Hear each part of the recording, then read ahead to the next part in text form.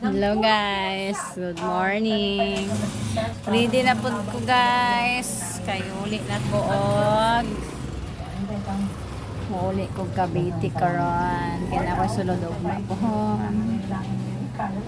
Nantay ko lang yung kapatid ko. Nagbinta ng mais sa gawas.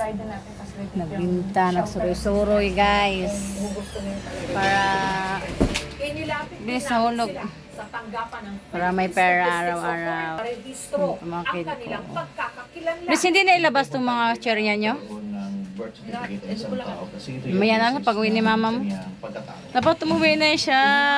Sa 11 na. Maglas 11 na. Kabiti. Tunay na tuso kung paano nang dahil lang sa kanilang anyo. Morning, have a nice day. Ako muna magtinda-tinda dito.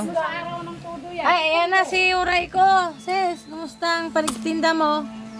Nanalo sana, maliit. Hoy, manalo sana. Nanalo nga. Oh, dumawag na si Anding. Maliit, 5 piso. Ah, shout out. 5 piso, magkano yung 5 piso? Sino ba yan? Hey, nag-vlog ko. Hey, kasalubong na akong sis kay. Hingali na siya. 968. Ah, gamay na lang mong paninda. Wow, hello. God bless. Dili na ibilad og araw kay pusyaw ng damit.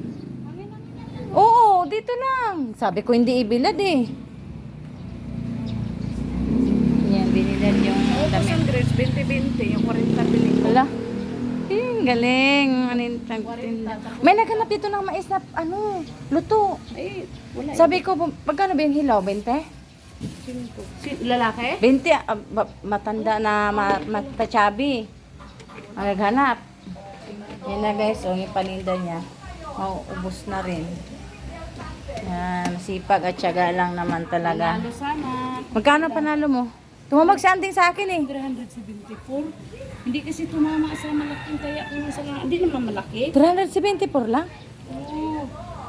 Yan oh, dapat dito siya oh.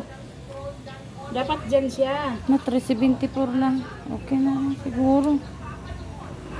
Dapat dyan tumama. Ay, sayang.